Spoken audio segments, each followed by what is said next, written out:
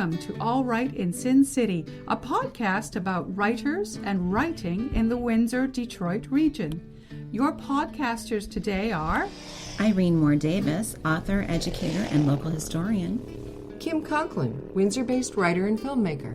and me, Sarah Jarvis, former bookseller, publishing rep, and literary festival chair.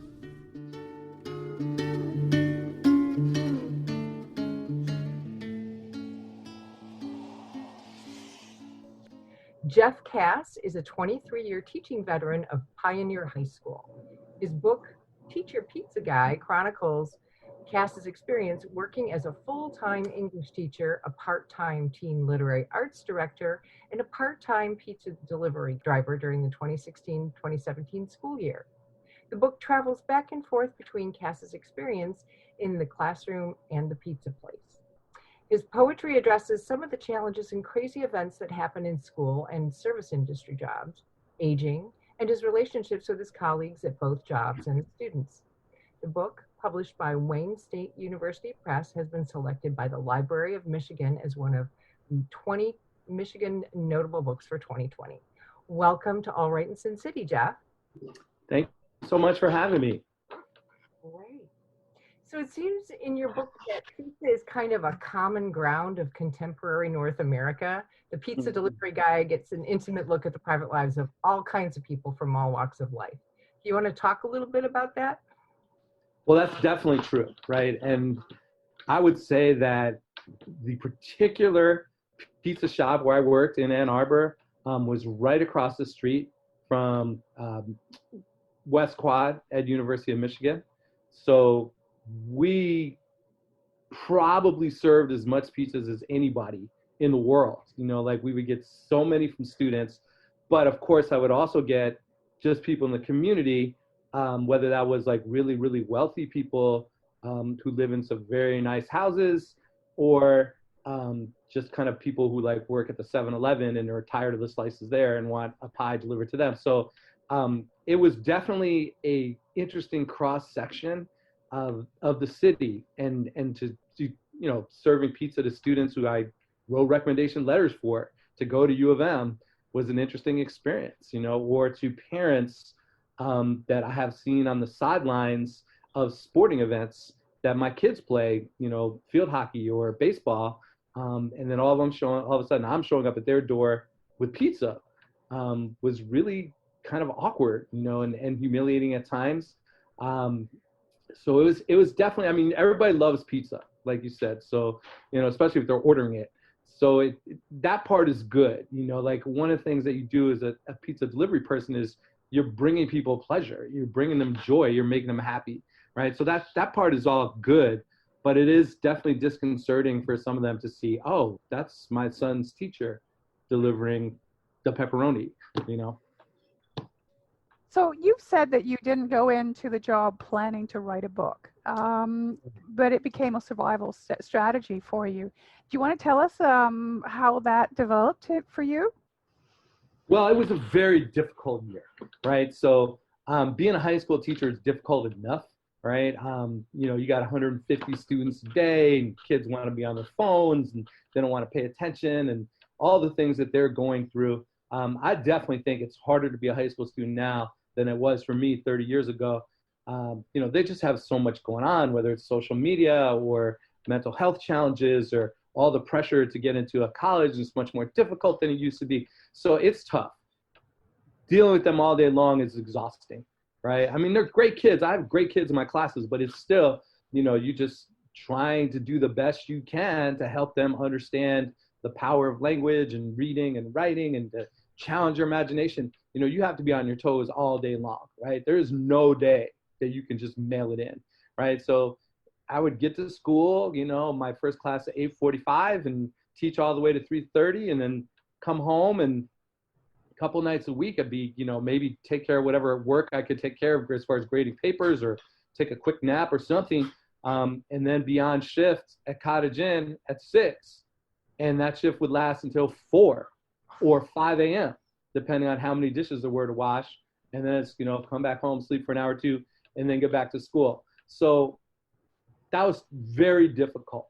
And I was there were moments that I enjoyed in that job, but there were also a lot of nights where it was just, I was exhausted and discouraged and didn't know how I was going to pay my bills, how I was going to be the best teacher I can be and still, deliver pizza in a competent way to people. It was tough. So eventually I just started like jotting little notes down on my phone or on receipts or napkins, just sort of like things that were interesting that I wanted to remember and think maybe I'd write something about at some future point. And then eventually, some of them turned into poems, and I feel like, okay, I've got about 4 or 5 poems right now. Is this a project? I don't really know. But then I wrote the piece, which to me is the foundational poem in the book, is the one called "The Manager Talks About Getting Engaged," and it's in the middle of the book right now. And it's a conversation. It's about a conversation I had with one of the managers, and when I finished that poem, I was like, you know what? There's something here. There might be a book. And from that point on, I was sort of paying a little bit more attention. Like, could this moment be a poem? Could this be something to write about? And having a little more intention. But I would say that didn't happen until, late November or early December of that year. In one poem, Something Extra, you relate a surprising story about an unusual late night tip you received. Can you describe an incident for us? And is that based on a real live event? Well, everything in the book is real. So like I write fiction too. And for me, there's a ton of poets who will write poems that are not based on like true experiences. But for me, if I want to write something that's like making something up, I do that in a short story or a novel. So when I write poems, that's a way for me to process the world, which goes back to like the question before. It's kind of like, how was I going to deal with like how tough this was? Like processing it by writing helped me understand the experience more and help me like get more out of it and feel like I wasn't just throwing my life away in my early 50s, doing this. So like it helped me to believe in my own existence, really, to like write. So my poems, all of them are like based on true stories. So the one you're specifically referring to, yes, it was another tough night. So this is what happened one night. It was 3:30 in the morning, and I was just like looking around for a long time to try to find this house. And of course you have your phone, right? So you call the people, but they don't always answer, or you text, but they don't answer. So a lot of drivers would just kind of like give up. But for me, for some reason, that's just not really like in my personality to just like give up on stuff like that. I feel like this is a task I'm supposed to do. I got to accomplish it. So I kept looking, finally found this house. And it was a young couple. And so I don't know, after I kind of delivered them the food and the soda, the man said to the woman, his partner, how about a tip? How about giving him something extra? And he like asked her if she would like basically take her shirt off and flash me. These people are probably half my age, right? Like they're in their probably early 20s. And, I was 50 at the time, and like, it's the last thing, I wanted to happen, right? It's not like I became a pizza guy to like be part of the pornography industry. It's not what I was looking for. So I just want to go home. I want to get back to the store so I can do whatever dishes I can and like get out of there. But I just didn't know what to do. What was I going to say? I was like, no, I'm fine. It's all good. Don't worry about it. And then the dude is like, but what, you don't want to see my wife's anatomy? He didn't really say it that way. But no, I didn't know what to do. So eventually she like lifted her shirt up and you can read it in the poem, but it was a disastrous, awkward moment for a middle-aged man who was like, why, what the hell? I don't want to be part of this. But great. At least they appreciated me enough to try to offer some kind of gesture, even if it was totally inappropriate. Can I just go back and ask you, what were you teaching that year? What subjects were you teaching? So I've been teaching for the last several years, English 10, so 10th grade English and creative writing. And I believe that year I had 2 sections of creative writing and 3 sections of English 10. So about 150 students, most of them sophomores, and about probably 40 or 50 creative writers who are juniors and seniors. So tons of marking. A lot of marking, yes. Yeah, And yeah. that would be one of the things. I would be marking papers a lot in the pizzeria when there's no when I'm not being called out to make a delivery and everything's clean. If there's extra time, I'll be marking papers. And of course my colleagues are like, just give them all A's, come on, give them all A's, and I would be tempted to do that, but I can't. But they kind of, it was interesting because a lot of the people I work with weren't necessarily terrific students in high school, but they tend to be really good people, and they're just smart, have a different kind of intelligence maybe than what would have them succeed, in school. But they would want to be reading the papers.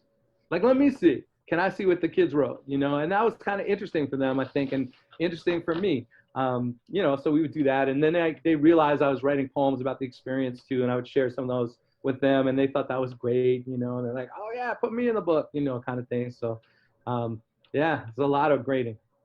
So you're also a union rep as well, right? So I was at that time. Yeah, and so a lot of your work speaks to the teaching life. Do you want to just expand on that a little bit? Well, I mean, we were really lucky this year, Ann Arbor Public School teachers, that we negotiated a contract and actually signed it days before the district sent us home from school and said no more school this year. So we're really lucky that way. But we've been working for years against the union, really in the last 10 years since the recession in 2009. Our pay has gone down. We've been having to contribute a lot more to our healthcare plans. So basically, now as a 53-year-old man, I'm making maybe $10,000 less take home a year than I was making in my early 40s, right? And I'm working harder because there's more to do, there's more requirements, and teaching just gets harder because students present more challenges, right? As society gets more complex. So as a union rep, I really feel it's important to try to get the stories out about what teachers actually go through. And I'm hardly the only one who has another job, right? I have many colleagues who drive Uber, drive Lyft, DoorDash, Grubhub, teach aerobics on the weekend, all kinds of things, right? And the reality is okay, that's a personal struggle for us, but it affects us when we come into the classroom.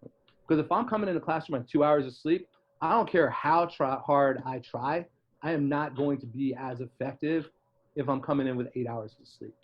And it should be, I think it's pretty clear in the book, but it's my third job at the time, right? It's not just my second job. I was already doing another 20 hours a week at the teen center, trying to run a really great youth literary arts program. And delivering pizzas is on top of that, right? So, I think it's important. And my mom hates this book, right? My mother, who's in her earlier 80s, she hates this book. And the reason she hates it, I mean, she thinks I'm a good writer, but she hates the book because she sees how much of a struggle it is for me. And the truth is, it is hard for me to read these poems in public, especially in Ann Arbor. If I read it somewhere else, okay, I'm all right. But if I'm reading in Ann Arbor, where I feel I have a presence in this community as a teacher, my kids play sports here, I'm basically admitting that here I am in my early 50s and I can't support my family. I'm basically a failure. And that's what my mom responds to, is this sense of everything I've put into my job for the last 25 years as a teacher has led me to this place where I have to be doing this other kind of job. And that is hard for me to admit in public. Part of me wishes I could just do some kind of online job that nobody knows about and make extra money that way, and nobody would even know that I do anything other than being a teacher. To go out in public and read poems that say I can't support my family is really hard. But I feel it's important to do because I'm not the only teacher like that. Not the only teacher in Michigan, not the only teacher across the country. And that people need to know these stories so they understand what it means when you make a choice that says, I want X person in government who thinks it's okay to cut the education budget. or X person in government who refuses to raise any taxes so that there'd be more to pay for education, right? So as hard personally as this book is for me, and for me to read aloud, and for my mom, I do think it's important to try to get those stories out there. So in another of your poems, you mentioned that when you went into teaching, you thought you'd only do it for 5 years. What else were you thinking of doing, and what happened? I guess I wasn't really sure. You know, I basically went into teaching partly because it's portable. Like I started doing it in California, and I knew because my wife was a rowing coach at the time, that I could move somewhere and like take that job another time somewhere else. And that's what happened. She got a job coaching at U of M, and we came here, and you know, I just started teaching. I think I was hoping that I would be able to like make it as a full-time writer maybe, or something to that effect. I wouldn't say that my plans were fully formed, but I guess my idea was, you know, I'll teach for a few years, see how it goes, and you know, and become a full-time writer or something to that effect, right? That hasn't happened. Doesn't mean I haven't been a successful writer.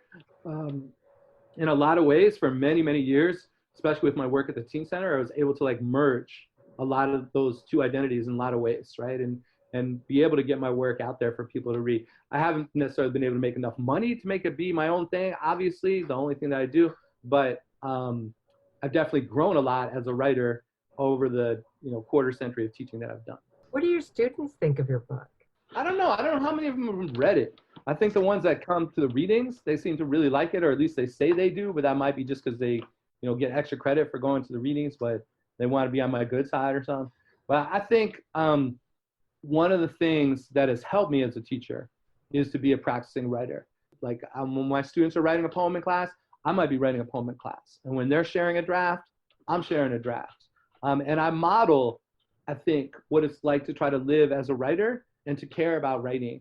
So when I say, guys, I really believe in this art form and what it can do for you, they know that I'm not just making that up, right? Because they see me going to New York to do readings. They read about me in the paper, or they read the book, or they see the book on the shelf, and they go, wow, this is a real writer. So it does give me some like street cred in the classroom, which I try as much as possible to translate into, here is how you do it, and I'm giving you truth because, it is what I do, right? So I think that is powerful, and that inspires them. And I've had many, many students go on to become like writers of their own and, publish books. And, that's kind of like the best thing when that happens, and especially when their books are better than my book, because I'm like, wow, I did a good job.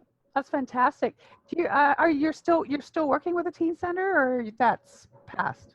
So I work with them in the sense of like I try to support their events as much as possible, send my students to them, stay involved, talk to the literary arts, team up whenever we can to the program there. But I'm not employed by them. I don't work for them anymore, which I think is the way it should be, because I'm 53 now, and I think like to be the person in the Teen Center who's like really trying to like get young people excited, you need somebody younger, somebody with a fresh vision. I did it for 20 plus years, and I think it was awesome, but I think my time has passed for that particular role.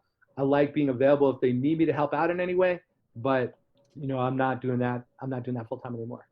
So what kind of comparisons were you trying to draw between the social world of high school and the world of late night delivery in your work?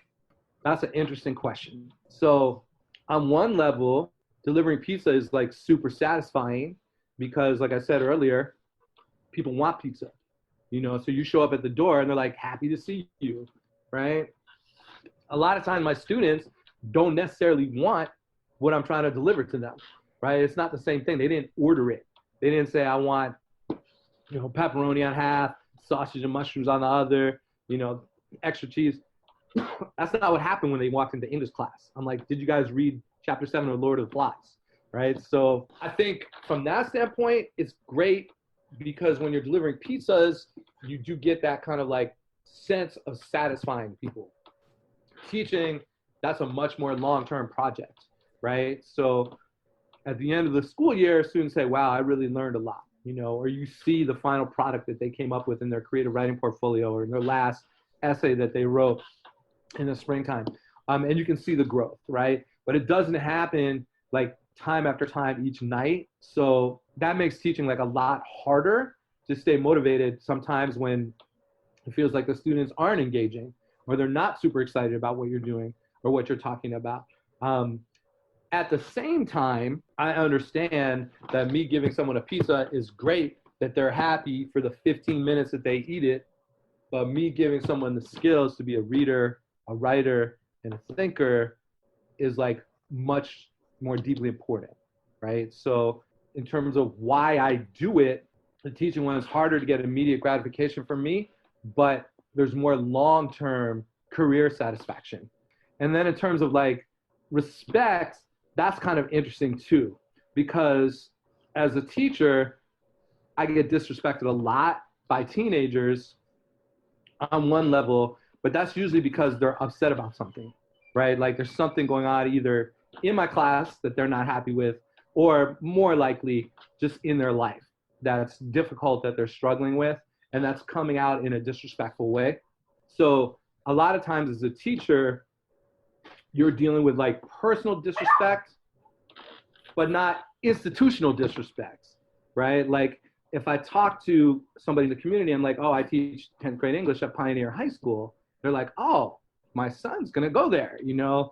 And there's a sense of, okay, you're a probably somewhat intelligent person, you know, you're somebody who's giving back to the community in an important way, you know, so there's a kind of talking to me as if I matter kind of thing. That's not always true in the press or from politicians, right? Like we get a lot of disrespect from politicians, but we don't really get that personally, which is like study after study will say that, right? Like people will talk about teachers in general are lazy and they don't do enough work and they should stop whining about being paid. Oh, but my kids' teachers are great, right? So that's kind of what happens. Like in personal relationships, I get respect for being a teacher. I don't get any respect for delivering pizza. People might be happy that I give it to them, but they don't believe that I'm particularly like ambitious or intelligent or creative or anything like that, right? They don't really consider that about the person who's delivering them a pizza. They're like, is it on time? Did you get the order right? You did those things? Great. Here's your $2 tip. Cool. Now we don't ever have to like talk to you again, right? So that's kind of like really interesting to navigate for me, right? And especially, like I said, when like people open the door expecting it to be the pizza guy, but it's the parent of the daughter who plays field hockey with their daughter, right? Or it's the guy who teaches their son English or something like that. And then they're like, whoa, what is going on here? Why are you out here? And that's very awkward. I've had a number of times where like, we don't like really like acknowledge that I'm like the pizza guy. They're like, hey, Jeff, how you doing?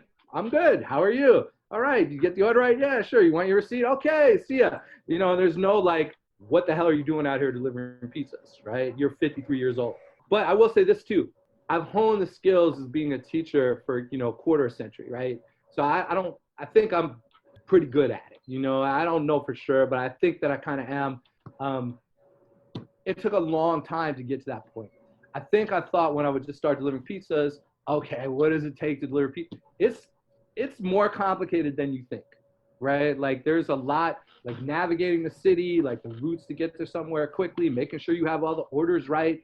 You know, whatever work you have to do in the shop, washing the dishes. And like the first poem in the collection is sort of talking about my cluelessness, walking into the back room there, not knowing how to do the dishes because there's like 3 sinks and like 500 dishes. And like, what do? I didn't know. I had to learn like a bunch of different things. It's not that easy, right? So I have a lot more appreciation for that kind of work than I did before. Some of the imagery you use in the book is really, really original. You talk about the Caribbean blue splotch of paint. It sort of represents the entire arc of the school year. And my brain is an empty refrigerator, no nourishing ideas left. And if I don't keep my door open, we deep fry like a 12-pack of Twinkies at a state fair. How do you think about imagery when you're writing a poem? How do you approach it? That's another great question. So I think one of the things I try to teach my students is that, you know, you can write intellectually for people and make them think about things, and make them use their brain to understand what you're trying to say. You can also write physically in a way that gets their bodies into the experience of your literature, right? And so I really try to focus on with my students. I mean, it's an old saw, kind of like show, don't tell, but I really try to like make them understand that they really want to try to paint a picture with their words, right? That it's easy to kind of like put an idea out there and make people just think about it, but can you make them feel something? Can you involve their bodies in some way, right? So for me, as a writer, I'm always thinking about that. Like, how am I painting the scene? How am I engaging the senses? How are like people smelling or hearing or touching what I'm writing?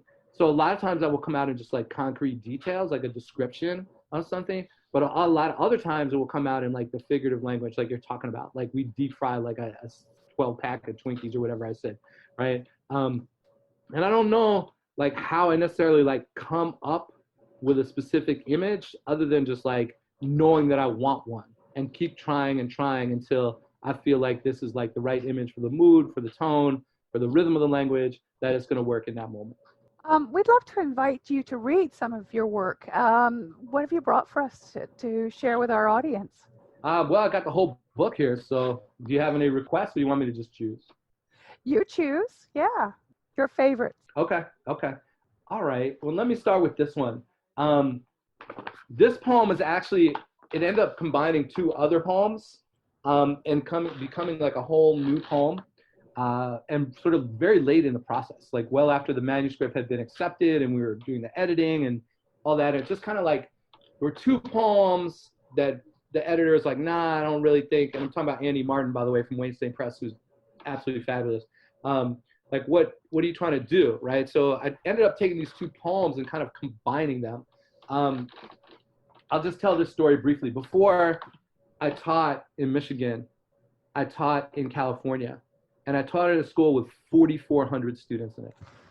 It was like a small village. It was absolutely insane. I think the staff always had a sense that we were kind of like dancing on the top of a kind of like oil drum, you know, and the lid was sort of always ready to like explode off and everything would just erupt into chaos. This was in the mid-90s in just south of the Bay Area in California. About 20 miles south of Oakland, and we were living in a community where there was a lot of gang activity. So a lot of violence. We had to break up, I don't know, probably 3 or 4 fights a week on our campus. And there was no majority population, right? So there's like 17% white people, 17% African Americans, 17% Filipinos, 17% Mexican American. So like a very diverse population. And a lot of these different groups would have sort of different gang affiliations, and there would be lots and lots and lots of conflict. There was, for example, one time where someone had bumped someone else at like homecoming or something in like October, and then like on the last day of school, this had grown into this huge beef, and there was this incredible brawl with like 250 students involved. And they had to like bring in police from like all over the different townships to like break it up. It went on for like 2 hours. At the time, in the mid-90s, this was sort of like the Sony Discman era with the like foam headphones. And we had a rule on campus, like so many other people, that you can't have these things on campus because they're a distraction from the learning environment. But eventually our hall monitors, our community assistants, came to us and said, look, we're taking these things away from kids all day long. It's just too many confrontations. What else can we do? So we made a new rule. And the rule was, okay, you can't have these things on in class because teachers want to reach you, but in the hallways, in between class, during lunch, before and after school, it's fine for you to have them. The result was the number of fights that we had went down like 80%. Like nobody was thinking anything like that would happen, but when kids would just like listen to their music, they were like more chilled out and they're not trying to like start fights all the time. So it was actually like a really interesting lesson for me. And so when it came to Ann Arbor, and now of course the issue is phones and all that, we have a rule that you can't have headphones on at any point during school, right? So we're constantly kind of tweaking that, but that's been the rule for a long time. And this is a poem about that. It's called Young Man, Take Your Headphones Out. Young man, take your head. Oh, I got to warn you. I'm sorry. I'll read this again in a second. I sing really poorly in this poem. And I'm not apologizing for that. I'm just warning you because I feel like everybody has a right to sing. All right. Young man, take your headphones out is the refrain of Ian's poem. And the refrain he hears each morning when he pushes into the building at 7:30, sleet stinging his face. Young man, take your headphones out, Ian hears and obeys, just long enough to move past the line of sight of the assistant principal yelling at him through a megaphone before he puts them right back in. Young man, take your headphones out, Ian hears in his sleep when he eats a foil pack of Pop-Tarts for breakfast as he clambers onto his bicycle and whatever the weather, rides it to school. Young man, take your headphones out, I hear as I pull into traffic, seeing Ian's anguished face as he sits atop the classroom radiator, hearing his throaty voice when he reads his poem as I half listen to the radio, late already, on my way to deliver my 20th pizza of the night. Young man, take your headphones out, I hear as the first few notes from Whitney Houston's I Will Always Love You play through the car's speakers, and despite my tardiness, I pull over into a 7-Eleven parking lot. Young man, take your headphones out, Ian repeats as the anchor of his poem, a custody-sharing tale of 3 days a week with his father, 4 with his mother. Young man, take your headphones out as he rides his bike back and forth between parents. The only thing he takes with him everywhere is music. The only stability in his life, on his bike, in the hallways, in his head, is music. Young man, take your headphones out disappears as I sit in the parking lot, engine running, for 3 minutes, just so I can hear Whitney drag out that long I